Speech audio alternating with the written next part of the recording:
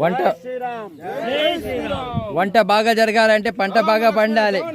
మా ఆత్మారాం స్వామీజీ గారి ఆధ్వర్యంలో కొండగట్టు ఆంజనేయ స్వామి ఆలయం నుంచి పాదయాత్రగా బయలుదేరాం అన్నమాట. గిరి ప్రదక్షిణ ఇది చాలా ఆనందంగా ఉంది.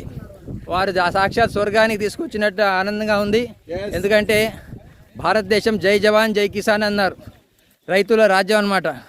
కానీ మాకు అప్పుడప్పుడు బాధ అనిపిస్తుంది. దేనికోసం అంటే వాళ్ళు పురుగు మంది తాగి చదువుతుంది మనం. కాబట్టి ఒక కవిత్వం రాశాను.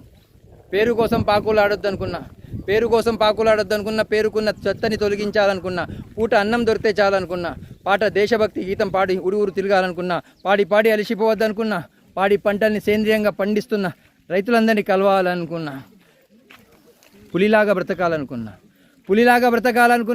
పులి స్టాప్ కరప్షన్కి పెట్టాలనుకున్నా, పులి గోరు మెడలో వేసుకుని తిరగొద్దు అనుకున్నా, పులిగారు బాగున్నారని మా ఆత్మారాం స్వామి గారిని పలకరించాలనుకున్నా. ఎందుకంటే ఒక పులి పొలంలో తిరుగుతుందన్నమాట. ఇప్పుడు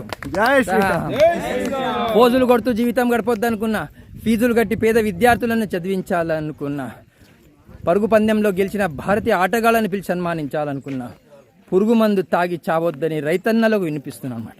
ఎందుకంటే ఈరోజు ఈ దేశం ఉంది అంటే, అందరూ భోజనం చేస్తున్నారంటే రైతులే అన్నమాట. అలాంటి పచ్చని పొలాల మధ్యలో నుంచి శ్రీమాన్ మా ఆత్మారాం స్వామివారు పాదయాత్రగా తీసుకెళ్తున్నారు. నేను మొన్న గోవిందుడు గీత అని చెప్పేసి యాత్రలో ఉండించి ఇక్కడికి వచ్చాను. ఎందుకంటే భారతీయులకు గోవు సంపద చాలా ఇంపార్టెంట్. కాబట్టి మన గీత మారాలి అంటే అందరం భగవద్గీత చదువుదాం. మన ఆత్మస్వరూపం అన్నమాట. ఆ స్వరూపం మీకు తెలవాలని ఆత్మారాం గారు మాకు పాదయాత్ర చేయిస్తున్నారు. ఆ భగవంతుడి నామస్మరణం చక్కగా చేసుకుందాం, ఆ భగవంతుడి సేవలో ఉందాం, ఆంజనేయుడు కృపకు పాల్గొందాం, పాతులు అవుదాం. ఎందుకంటే ఆంజనేయుడు సేవకి ప్రతీక అన్నమాట. ఆ మహానుభావుల్ని ఆదర్శంగా తీసుకొని ఈ సనాతన వైదిక ధర్మం, హిందూ ధర్మం అన్నమాట. మనం హిందువులం అన్నమాట. హిందూ అంటే హింసకు దూరంగా బతికేవాళ్ళం, మనం హంసలాగా జీవితం గడిపేవాళ్ళం అన్నమాట.